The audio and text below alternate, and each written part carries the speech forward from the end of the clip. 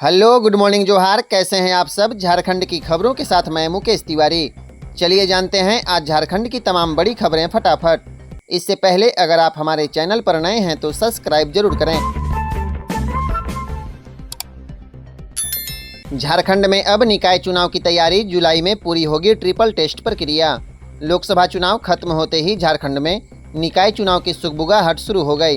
राज्य सरकार ने ट्रिपल टेस्ट कराकर ओबीसी को आरक्षण देते हुए निकाय चुनाव कराने का फैसला लिया है।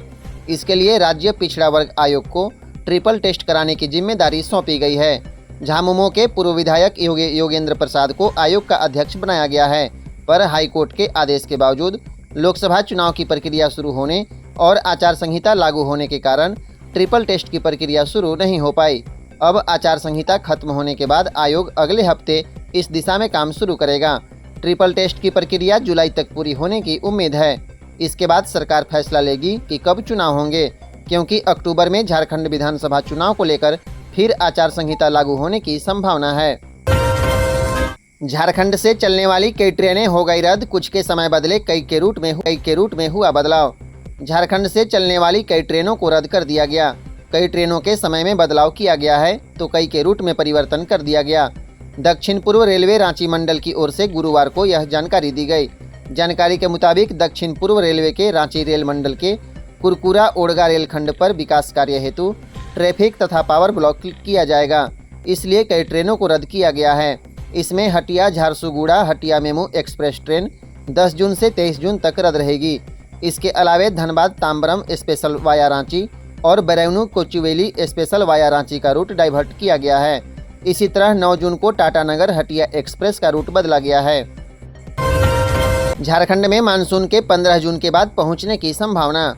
मानसून अगले 1 से 2 दिन के अंदर कर्नाटक के सभी हिस्सों को पार करके महाराष्ट्र पहुंच जाएगा। सामान्य रूप से महाराष्ट्र के अलग अलग हिस्सों में मानसून की पहुंचने की सामान्य तारीख 5 से 10 जून के बीच है। इस बार मानसून ने 30 मई को केरल के साथ उत्तर पूर्वी राज्यों में एक साथ दस्तक दी थी। केरल के बाद तमिलनाडु, कर्नाटक, आंध्र प्रदेश और तेलंगाना तक बढ़ चुका है। इधर झारखंड में अभी गर्मी से राहत की उम्मीद नहीं है, क्योंकि मानसून अभी बंगाल की खाड़ी के आसपास भी नहीं पहुंचा है। मौसम वैज्ञानिक अभिषेक आनंद ने बताया है कि मानसून के झारखंड में 15 से 21 जून के बीच पहुंचने की संभावना है। बिहार में झारखंड की बच्ची के साथ हैवानियत के बाद हत्या। सासाराम में ईंट भट्ठा में काम करती थी, ठेकेदार ने 100 को पलामू में दफनाया। सासाराम के ईंट भट्ठा में काम करने वाली आदिम जनजाति की एक 13 वर्षीय बच्ची की मौत हो गई। मृतक व झारखंड के पलामू की रहने वाली थी। परिवार का आरोप है कि बच्ची के साथ पहले हैवानियत किया गया, फिर उसकी हत्या कर दी गई। बताया जा रहा है कि बच्ची की मौत के बाद ईंट भट्ठे का ठेकेदार उस शव को लेकर पलामू के रामगढ़ स्थित उसके घर पहुंचा था और बच्ची की मां की गैर मौजूदगी में शव को दफना दिया। गांव वालों ने इसकी सूचना उसके मृत मां को दी। मां अपनी बेटी की हत्या को लेकर थाने पहुंची और हत्या का आरोप लगाया। फिलहाल पुलिस ने शव को फिर से निकालकर पोस्टमार्टम के लिए भेज दिया है। मां का आरोप है कि बच्ची के साथ पहले हैवानियत की गई, फिर उसकी हत्या कर दी गई, जबकि उसके साथ हैवानियत की वारदात बिहार के सासाराम इलाके में की गई है। लखीसराय में ट्रेन में लगी आग, 2 घंटे की मशक्कत के बाद आग पर पाया काबू, किसी के हताहत होने की सूचना नहीं। लखीसराय में किऊल रेलवे स्टेशन पर खड़ी मेमू ट्रेन में गुरुवार को अचानक आग लग गई। आग ने धीरे धीरे ट्रेन की कई बोगियों को चपेट में ले लिया। फिलहाल किसी के हताहत होने की सूचना नहीं है। मौके पर लखीसराय से 8 और जमुई से 2 दमकल की गाड़ियां बुलाई गई।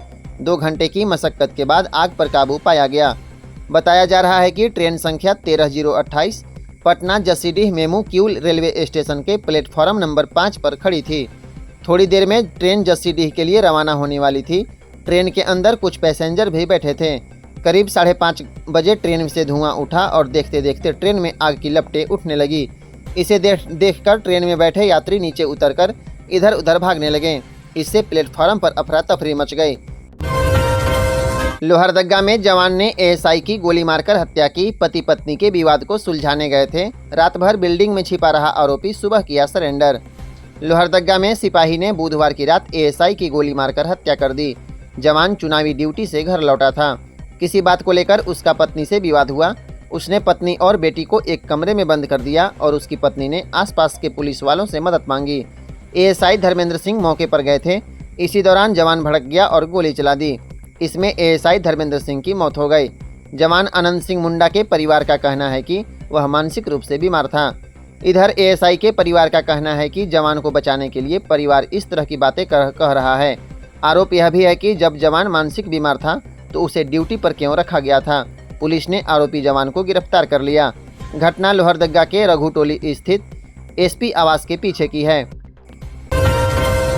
अबुआ आवास के नाम पर घूस मांगा एसीबी की टीम ने मुखिया को 8,000 रुपये घूस लेते रंगे हाथों किया गिरफ्तार। गिरिडीह के खोरी महुआ अनुमंडल क्षेत्र के जमुआ प्रखंड अंतर्गत चरघरा पंचायत के मुखिया महावीर दास को धनबाद एसीबी की टीम ने 8,000 रुपये घूस लेते रंगे हाथों गिरफ्तार किया है। बताया जाता है कि चरघरा पंचायत के खरखो निवासी मुन्नी देवी पति बालेश्वर राय ने अबुआ आवास योजना के नाम पर घूस मांगने की एसीबी टीम से शिकायत की थी। एसीबी की टीम की ओर से बीते 28 मई को इस मामले का सत्यापन कराया गया। सत्यापन के क्रम में परिवादिनी द्वारा लगाए गए आरोप को सही पाया गया, जिसके बाद गुरुवार को एसीबी की टीम ने जाल बिछाकर रंगे हाथ मुखिया को दबोच लिया। गौरतलब है कि पिछले दिनों पीरटांड प्रखंड से भी एसीबी की टीम ने एक पंचायत को सेवक को घूस लेते रंगे हाथों गिरफ्तार किया था। रांची में देर रात हुई गोलीबारी, एक घायल, 2 गुटों में पहले हुई बहस, फिर चली गोली, आधी रात कोतवाली थाने पहुंची भीड़। शहर के पुरानी रांची इलाके में बुधवार की देर रात फायरिंग की घटना हुई है। इस गोलीबारी में आकाश नाम के एक युवक को गोली लगी, उसका रिम्स में इलाज चल रहा है। इधर गोलीबारी के पीछे की वजह जमीन विवाद बताया जा रहा। हालांकि पुलिस की ओर से किसी तरह की आधिकारिक जानकारी नहीं दी गई। स्थानीय लोगों से मिली जानकारी के अनुसार गोलीबारी की यह घटना रात 12 बजे के बाद की है। गोलीबारी की घटना कोतवाली थाना क्षेत्र के पुरानी रांची अखाड़ा चौक की है।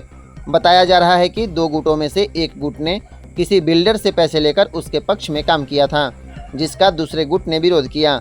इसी को लेकर देर रात इलाके में बहस चल रही थी। इसी बहस के दौरान गोली चली। गोली किसने चलाई यह पता नहीं चल पाया है।